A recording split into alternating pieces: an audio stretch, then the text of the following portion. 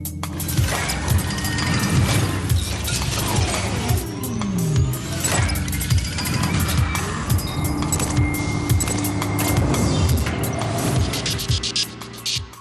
वालेकुम नाज़रीन, मैं हूं ज़मीर हैदर और आप देख रहे हैं प्रोग्राम पब्लिक पल्स। नाज़रीन, जहां पर आज मरियम नवाज साहिबा से पूछा गया कि जी कल बिलावल भुट्टो साहब आज भी इस मीटिंग में शामिल नहीं थे और कल भी शायद वो नहीं आ रहे, तो इस पर आपका क्या ख्याल है? तो उन्होंने कहा आप पीपल्स पार्टी वालों से पूछें, लेकिन उस पर उन्होंने ये कहा कि ये ख्वाहिशात हो सकती हैं कि हमारे साथ कि पीपल्स पार्टी पीडीएम को नुकसान पहुंचाने की कोशिश कर रही है और ये साजिशें हैं सारी जो बेसिकली पीडीएम के खिलाफ हो रही हैं।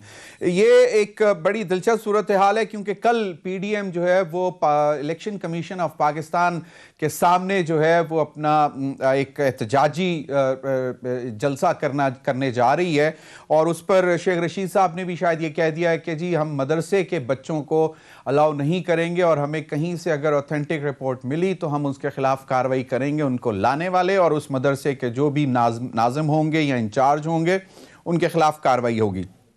तो ये अब कल एक पीडीएम का पहला बड़ा शो जो है वो होने जा रहा है इस्लामाबाद में और वो बेसिकली फॉरेन फंडिंग के मामले पर भी है। अब वो मामला तो चल ही रहे हैं, एक स्क्रूटनी कमेटी भी चल रही है जो तीनों पार्टीज़ यानी कि पीटीआई, पीएमएलएन और पाकिस्तान पीपल्स पार्टी, तीनों के जो फॉरेन फंडिंग के केसेस हैं वो स्क्रूटनी हो रही है, देख रहे हैं। लेकिन पीडीएम का ख्याल है कि जी खास रियायत दी जा रही है इलेक्शन कमीशन की तरफ से पीटीआई को, जो कि इस वक्त हुकूमत में है और उनका ये ख्याल है कि जनाब वो किसी तरह कुछ मैनेज कर रहे हैं। ये इस हवाले से वो अब कल एक बड़ा शो करने आ रहे हैं और वो उनका कहना ये था कि जी हम जवाबात मांगने आ रहे हैं इलेक्शन कमीशन से कि इसमें इतनी ताख़ीर क्यों। और अगर आपको याद हो कुछ रोज़ कबल मियां नवाज शरीफ साहब ने भी ये कहा था कि फॉरेन फंडिंग के केस में इतने अरसा गुजर गया और कोई फैसला नहीं है क्योंकि जो कटहरे में है वो मियां नवाज शरीफ नहीं है, इमरान खान है, और जो पार्टी है वो पीएमएलएन नहीं है, वो पीटीआई है, इसलिए इसमें ताख़ीर चल रही है और इसलिए उनको रिलैक्सेशन मिल रही है।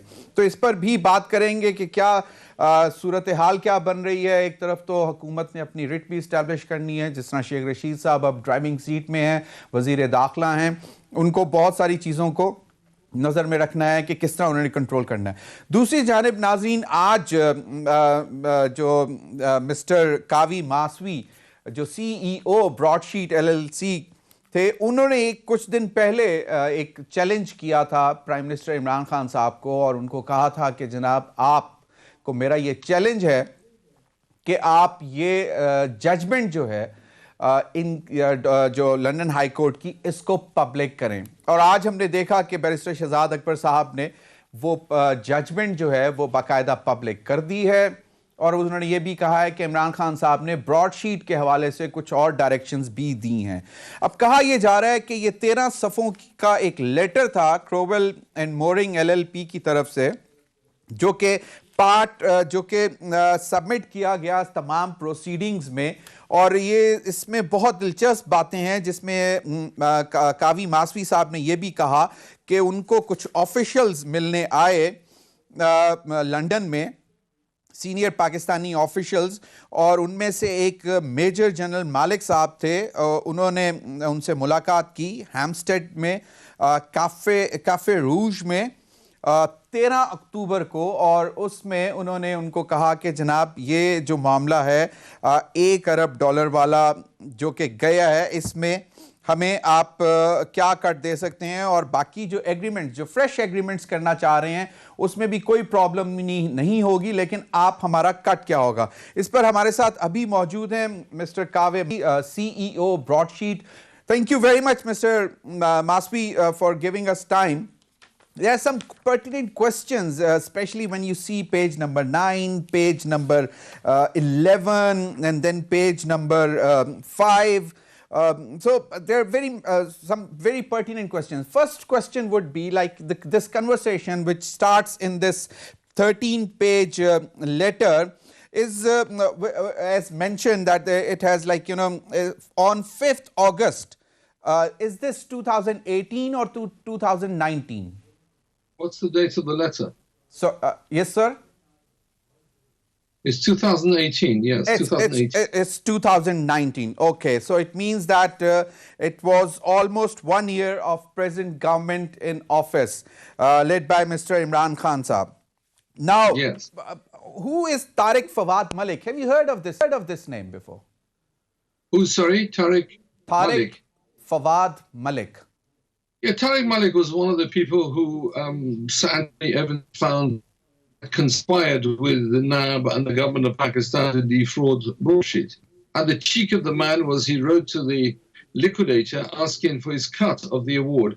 And obviously it was not worthy of response because he's the man who testified against Broadsheet, having engaged in a conspiracy to defraud Broadsheet, as Sir Anthony Evans discusses. So Tariq Malik was, I don't know where he is, but he was one of the people who was involved when Mr. Amir Bilal Sufi came, and I told him that I told Mr. Sufi he could not settle with Broadsheet, he could settle with IAR because Broadsheet was at the time in liquidation, and I was restoring it back to the register, appointing a liquidator, and that they should not think they're going to get away with it because they're not, because I would not let it go. Okay. This is an issue of corruption. And so he was one of the people with Jerry James who took the money and ran. And the government of Pakistan thought, okay, they've managed to quash a $500 million claim by a token payment, $1.5 million. And Sir Anthony expresses some considerable skepticism about the settlement, and he said it was a sham and they should have seen to it. His judgment is damning. He said it was a deliberate, uses the word deliberate, attempt. But you said, Mr. Maswi, you said you didn't buy what Mr. Tariq Fawad Malik was selling to you? I didn't what, sorry? You didn't buy what Mr. Tariq Fawad Malik was trying to sell you, regarding an agreement or contract or cut, whatever it was? Mr. Malik had nothing to do with this at that stage. He was gone. It was years ago he had gone. He suddenly turned up again with Jerry James and sat across the table with Amir Bilal Sufi and cut this fraudulent deal.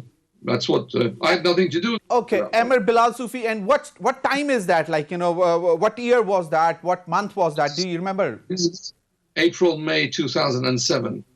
Okay, 2007. Okay. So that was the time when you were already in litigation with the Pakistan government regarding the contract with the Broadsheet. I had instructed the... Okay. Yes, the law. Now there is a lot of conversation with Mr. Ali. Can you tell us that who is Mr. Ali? Is he the barrister in London, one of the famous barristers? Well, Mr. Ali was, I took him in good faith because he's introduced to me by a very dear friend of mine who has integrity. And in good faith, he came to talk about seeing if we can resolve this thing. And I was willing to see him. And we had a conversation, several conversations. It didn't go very far. And that was the end of it. So you agree what Mr. Ali was telling you, that he is in contact with Prime Minister Imran Khan, he is in contact with Mr. Shahzad Akbar, he is in contact with Mr. Asad Umar, and he was also in contact with the then Major General Inter-Services Intelligence, Mr. Faiz, General Faiz? Well, at least Mr. Zafar Ali had the benefit of being a lawyer. The other people who had approached us were not lawyers. I mean, this fake general, and I'm not saying he's a general. In fact, there's considerable evidence he's not. He wasn't a lawyer, and this Anjum Dar wasn't a lawyer. At least this time we were dealing with a lawyer who knew his left hand from his right hand. So I had no reason to doubt the integrity of what he was saying to me. But the point is, it didn't get very far. But who is General Malik? Who offered you that, he'll get all the contacts on board, and there was a senior delegation visiting in London, and you met him at Hampstead on 13th October 2019, probably, at the Café Rouge? Yes. Well, that's a question the government of Pakistan should have investigated when I brought this to their attention. It's a bit rich to require me to answer who he was. I gave a full description of who he was, and I was very keen to discuss him with Shahzad Akbar. He wasn't interested. I was very keen to discuss the $1 billion. He wasn't interested. Just like a carpet merchant, he was interested in trying to get a discount from a court award. You know, it's complete But nonsense. why did Mr. Ali at one point said that it's not possible because the government officials are not taking him seriously and now it's up to you? And then you were approached by other officials that included Shehzad Akbar and the other officials like Major General Malik, and I don't know who. What is the full name of Mr. Major General Malik? Well, it makes me suspicious because, well, Mr. Zafar Ali was a Queen's Counsel. He was a serious lawyer, and I thought they would listen to him. But clearly, the crooks, the other side, who were running NAB at the time, tried to push him aside in order to cut a deal with me. I'm not in the business of cutting deals that involve deals under the table with paying bribes, and so they didn't get very far. This guy Malik, look, let me make it clear on the record.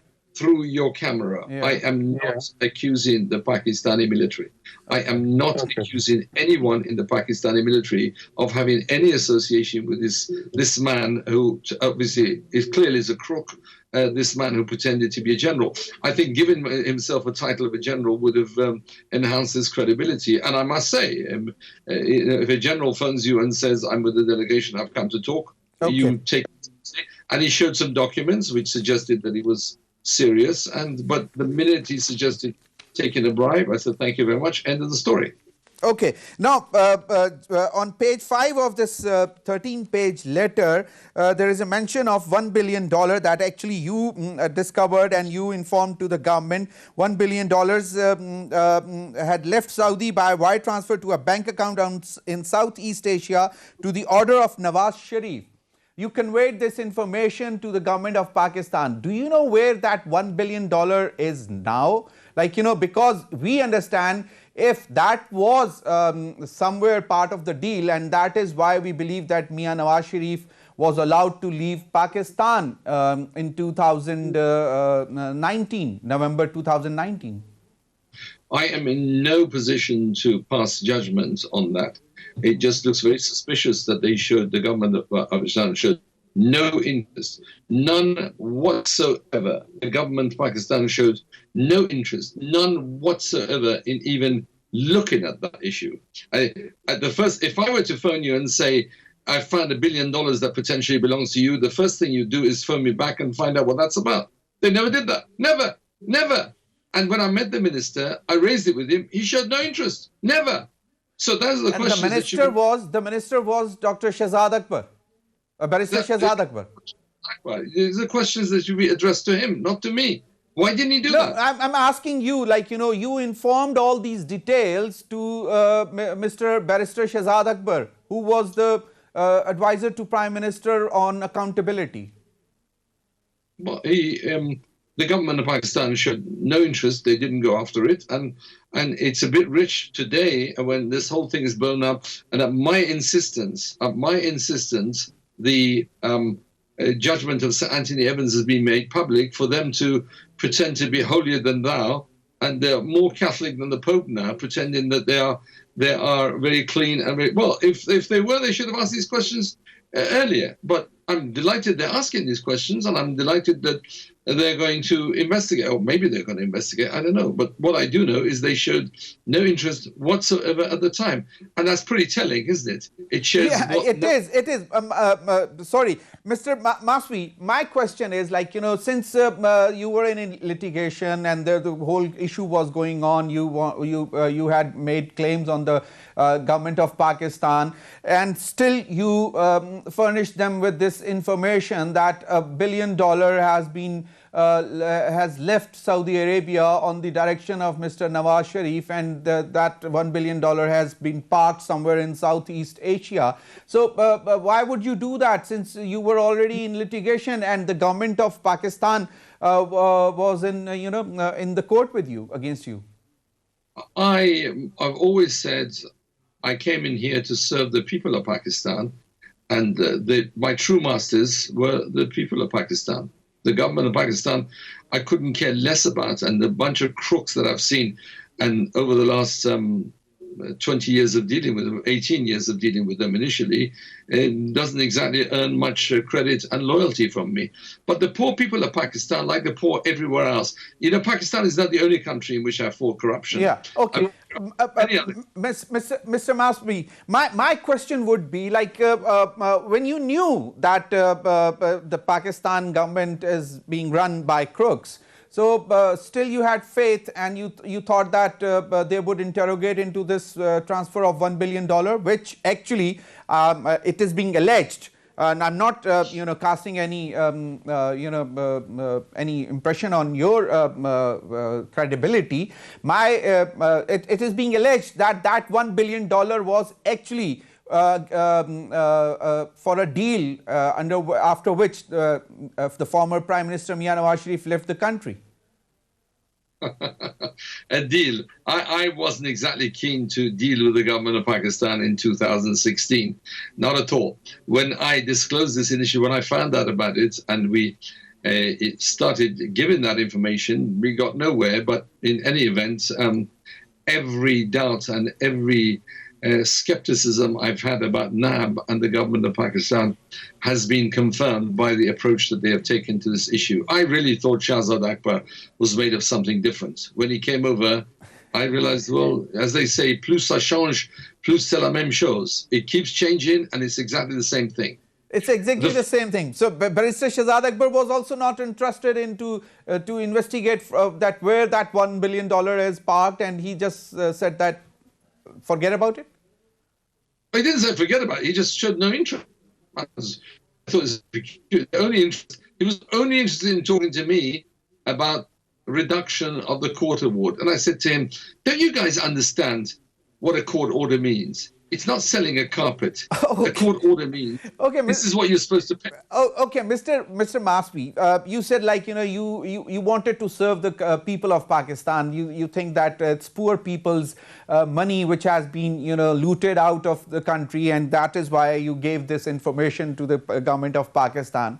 So, with that sentiment, with that feelings for the people of Pakistan, did you ever try to further investigate that where that actually $1 billion went?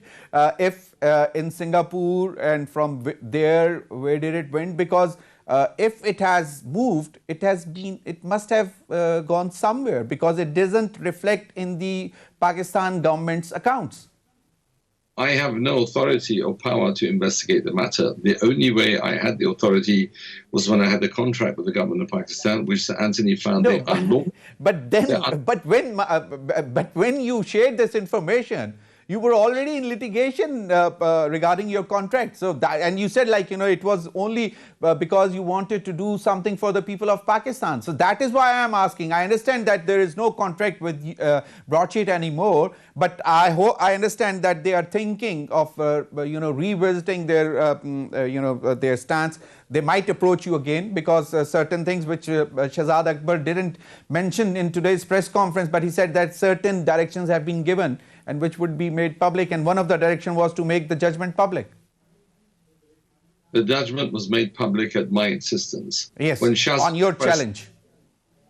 When Shahzad Akbar started libeling me, and he started saying that I was trying to skim money from Pakistan, so I said, let's publish the judgment and see what the court said. Who is skimming from who? The court said, and I have in a long career of investigating corruption and being in the law, I have never, ever, ever, ever come across a judgment in which a government has been found to attempt to defraud the very people that it has hired to guide fraudulent money. Never.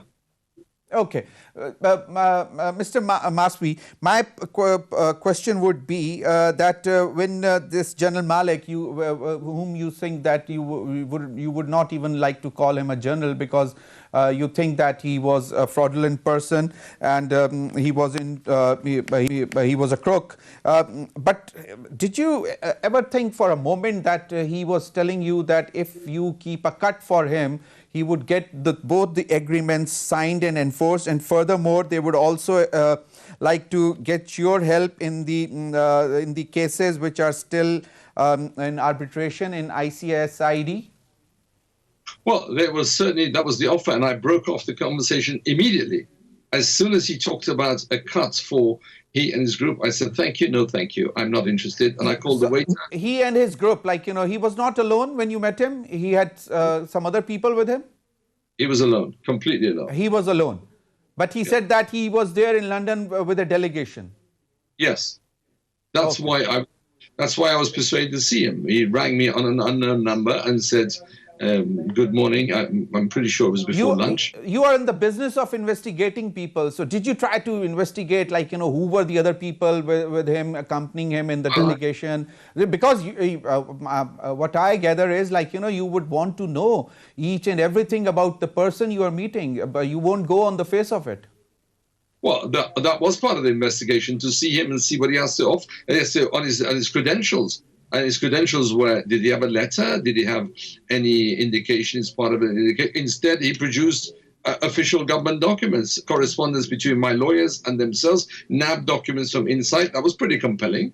It was pretty compelling. He's here. It's no coincidence. He's here when the delegation is here, and he's giving me inside government documents from only an insider could have. So I thought, well, that's delegation enough. That's evidence enough. Let's have a conversation. And we did. And the conversation was going swimmingly well until I was shocked when I heard that he wants a bribe. I said, thank you, no. And I called it. I said, Mr. Malik, General Malik, as he called himself. And again, I record here for the fact that I'm making no accusations against the Pakistan Army. I understand that. Now, finally, my question would be that since you have said that, the lot of crooks were there, and in the last 20 years, you came across many crooks who were dealing with you regarding all the recovery of assets which were looted by these big people like the former prime ministers and all that. So my question would be that if now the government tries to approach you and ask you for help, do you have something up your sleeve to offer them?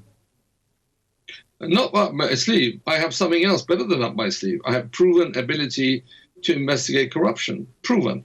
I have a proven ability to fight criminal regimes. I've just arrested one of the agents of the Iranian government in Sweden on the 9th of November. Google it, you'll find it's me. It was me who arrested him. That takes serious intelligence capability to be able to find and identify war criminals who travel under the false name, false identity. Those services available to if I can find criminals who are going around hustling people in Sweden, I can find Pakistani stolen money. I've got nothing up my sleeve. Everything's Kavi Masfi, excuse me for a little while, but I just want to know, for what you have just told me, I am convinced, I may be wrong, I am convinced that you have this information. I may be wrong, that why this $1 billion was taken out from Saudi Arabia on the order of Mian Nawaz Sharif, and probably from one of Mian Nawaz Sharif's account or someone else's account or something like that. But you are privy to some information. So I may be wrong, but since you have just told me about your credentials, you won't just leave this transaction that it just moved out of Saudi Arabia and went to some bank. You would be knowing where actually it landed. I am not privy to any information that I've not let you have already. Or better still, I've not let the government of Pakistan have already several years ago. What I am claiming is I have the capacity to trace that money. That much money isn't $5,000 you put in your back pocket and move out of the country and spend it. $1 billion leaves a trail. And, I know I can find it because you use an electronic transfer. Where does it go? You can trace that money. There are laws that enable you to do that. What I'm offering isn't up my sleeve. It's there right in front of me. It's called my proven capacity to find assets, and that was on offer. I'm sorry the government of Pakistan showed no interest whatsoever in it. And this foolish man who came to see me, Shahzad Akbar, all is interested in trying to reduce the price of a carpet. So that's not the quality of person I like to talk to. Imran, I hope, is made of different material. Yeah. And I'm happy to make my services available to the government of Pakistan, as long as the interface isn't this foolish man who goes around and tries to shave a finding of a court. I said to him, "You're trying to save $2 million. But imagine what it would do to the reputation of Pakistan if it became known as a government that immediately obeys court orders. Do you see what that would do to the reputation in the financial markets? They'd say, this is a credible, honest government that if we lend money to, we Mr. Maswi, there is a question. There are so many questions going on in Pakistan especially after this 13-page, letter. And furthermore, the question is that why the money was parked there in the British embassy. There are apprehensions that they already knew, and that is why they are casting, some impressions on your credibility as well, that there was some deal going on behind, before this court order, behind the curtains, and that is why that money was already parked there. So do you have any information of that? Okay. My job is to find money, and if I have a court order and I wait a year and a half for the government of Pakistan to pay me, and they don't, then I start using those skills to find the money. And I did find the money, and I froze it. That's what I did. No deal. Okay. If there'd been a deal. So now since you have actually, got the award in your favor by the court, but since I have gathered that you have given your credibility, you have told about your cases, and you must be very, you have got a vast experience in investigation. I'm not saying any information, but again I'm coming back to what does your intuition tells you why that $1 billion was transferred from Saudi Arab to Southeast Asian country? Well, would you prefer to keep $1 billion in Saudi or in Singapore? I know what I like to keep it. I don't know, because $1 billion is just a dream. I can't even think of that. But my question would be your wildest intuition, what would be? Because immediately after that, we saw that former Prime Minister Mian Nawaz Sharif left the country, and he's not coming back. And at that point, we were being told that he's about to, God forbid, die. And now we came to know that this $1 billion was moved, because there were some rumors when this present government came into power that former Prime Minister Mian Nawaz Sharif is willing to pay some money under the table from a third party. And now this $1 billion, we can't find the trace because it didn't land in Pakistan balance sheet. We can't see that in Pakistani accounts. As it says in the Holy Book, Allah alamul haqa'iq al-umur. The Almighty knows the reality, the truth of everything. I mean, Maswi, I don't know, but I think you are privy to some information, and that is why now the government might be interested to reach you again. So there must be something. Come on, you can share a bit. Was that $1 billion a part of deal? This much I can tell you categorically. If there was $1 billion of fraudulent money, it wouldn't be there 4 years later. It would have gone. And it is the responsibility of the government of Pakistan that is squarely on their shoulders for having done nothing about that $1 billion. Nothing. Why didn't they do it? I think you've raised some very good questions. If I was in your shoes, I'd be asking exactly the same questions. Did somebody cut a deal? Did money change hands for Mr. Nawaz Sharif to end up in London? These are good questions to be asked. If they hire me, I sure will find the answers. That's for sure. Okay. So now if you can just repeat once more categorically, when you told all this affair to Mr. Barrister Shahzad Akbar, what was his response? Again, just for on the record. Shahzad Akbar wasn't interested. He showed no interest whatsoever in $1 billion. The foolish man was interested in reducing the award by $2 million. He wasn't interested in the billion.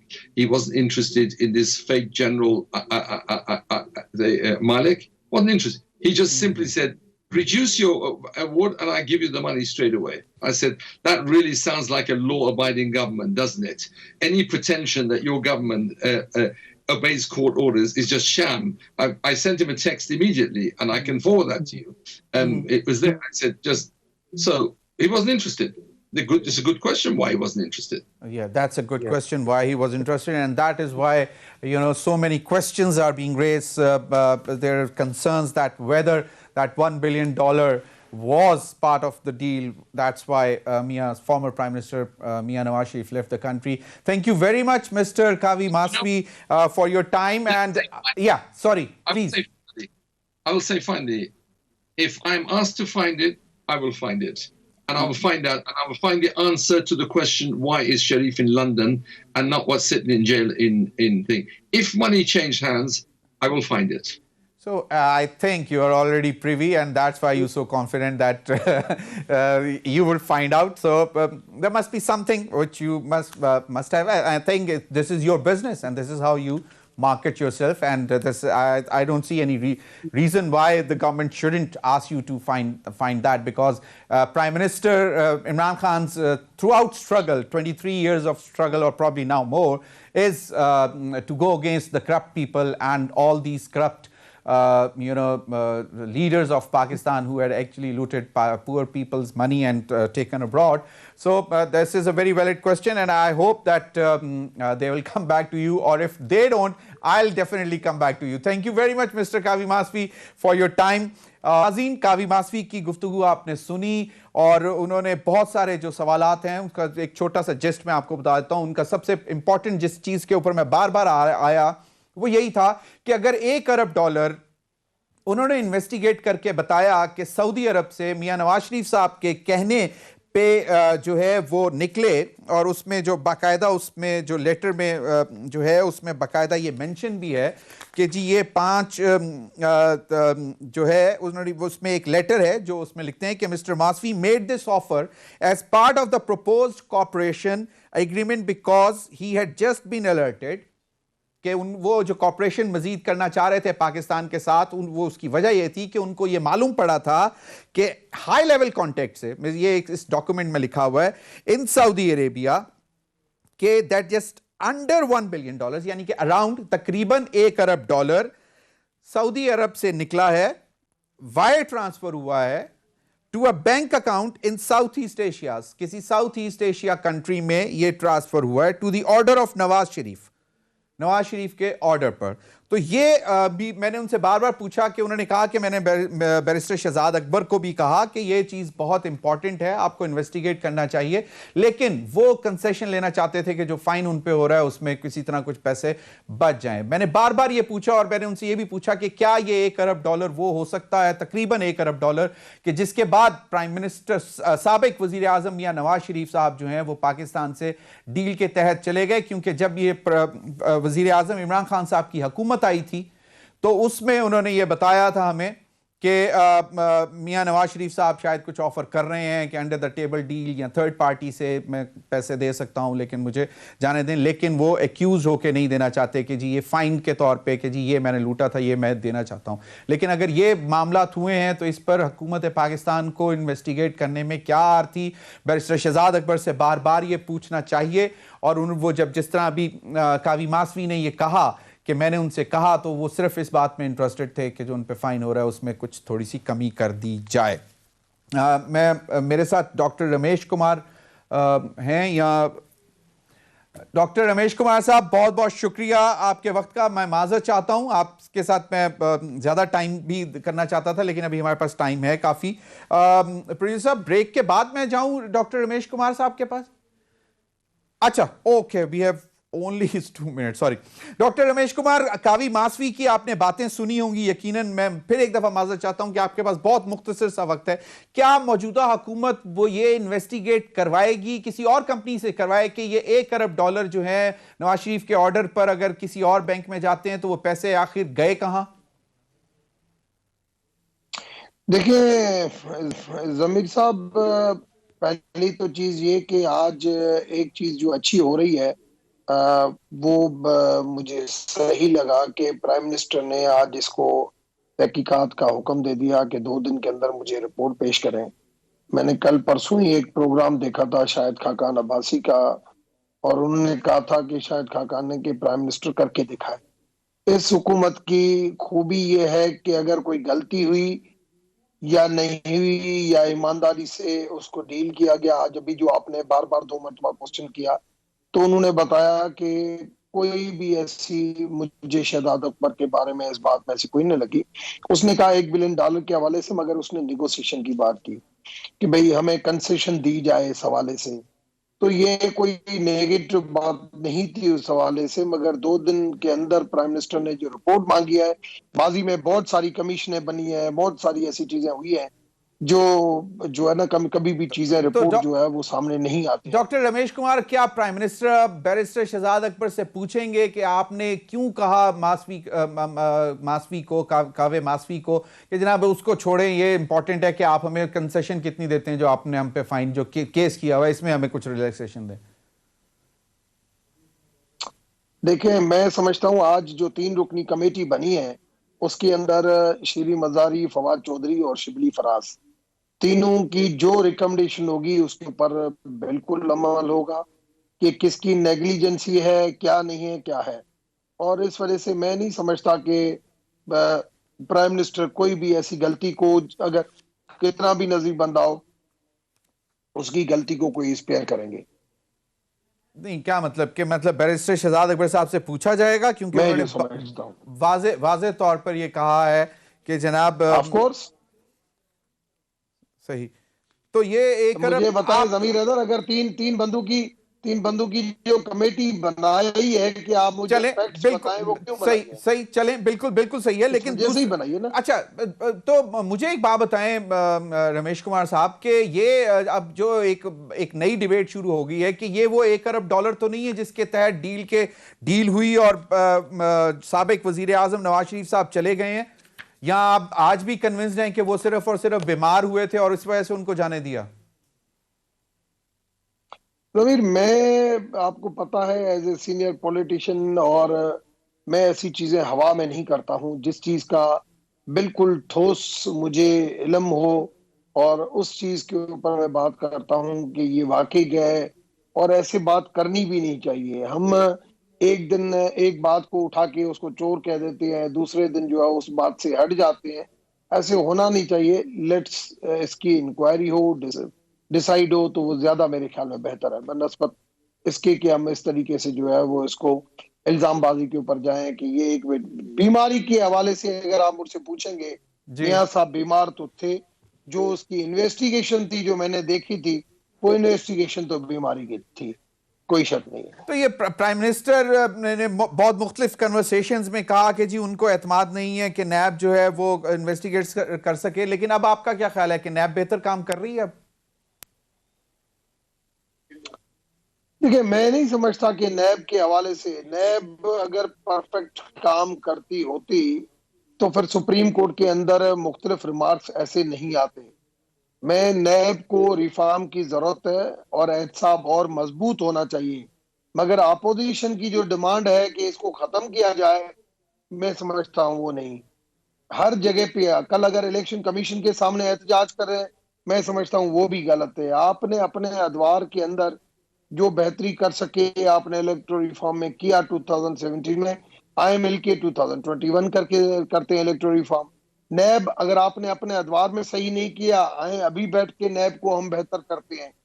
مگر یہ طریقہ کار غلط ہے کہ ہر جگہ پہ احتجاج نکالنا، ریلیاں نکالنا. ابھی بھی ان کے پاس اور کوئی راستہ نہیں ہے، اور انہوں نے اٹھا کے اس طریقے سے کر دیا ہے کہ بھئی پورا نیٹ ورک دے دیا ہے. پہلے تو کہہ رہے تھے 31 جنوری کو ریزگنیشن دے رہے ہیں، اب اچھا، جبکہ ان کوئکلی کو 30 پتہ چلا سیکنڈ، کہ ممبر ہمارے ٹوٹ رہے ہیں. ڈاکٹر رمیش کمار 30 سیکنڈ مجھے یہ بتائیں کہ پیپلز پارٹی کیا پی ڈی ایم کو ذرا تھوڑا سا مطلب کھلا رہی ہے کھیلنے کے حوالے سے، ہاں یا نا؟ ان کو پتا ہے ہر پولیٹیکل پارٹی اپنے کے ساتھ دوسرے کے ساتھ گیم کر رہی ہے. پیپلز پارٹی یہ سمجھتی ہے کہ پی ایم ایل این ماضی میں جو میاں صاحب گیا ہے باہر ہمیں آگے کر کے، اور اس طریقے مولانا یہ سمجھتا ہے کہ بارگیننگ کر کے گیا. اس کے بعد مولانا نے تحریری معاہدہ مانگا ہے ان سے. جب وہ بھی ہوا 20 تحریری ستمبر معاہدہ مانگا 2020 تو کو. ان کو بیٹھنا ہی نہیں چاہیے تھا. اچھا، ہاں، وہ بھی نہیں ہونا چاہیے تھا. اس کے بعد پیپلز پارٹی نے کلیئر کٹ کہہ دیا تھا کہ ہم الیکشن کا حصہ بنیں گے. یہ کیا کریں گے؟ انہوں نے کہا پی ڈی ایم ٹوٹ جائے گی. جب دیکھا پی ڈی ایم ٹوٹ جائے گی تو انہوں نے یہ راستہ اختیار کر لیا صحیح، کہ بھائی ٹھیک ہے، بہت ہم استعفاؤں کے اوپر نہیں جاتے ہیں اور الیکشن کے اوپر جاتے ہیں. صحیح. صحیح، بہت بہت شکریہ رمیش کمار. ناظرین، ہمارا آج پہلا پروگرام تھا 10 بجے کی سلاٹ پر، اور ہم آئے ہیں پبلک پلس 10 بجے. آپ دیکھا کریں گے اب پیر سے جمعرات تک، اور ہماری توقع یہ ہے کہ آپ کا فیڈ بیک بھی ہمیں ملتا رہے، اور ہم کوشش کریں گے کہ بہتر تجزیے اور ان ڈیپتھ ڈیٹیلز آپ کے ساتھ شیئر کریں. بہت بہت شکریہ ناظرین، اب تک کے لیے اتنا، اجازت دیجیے. اللہ حافظ.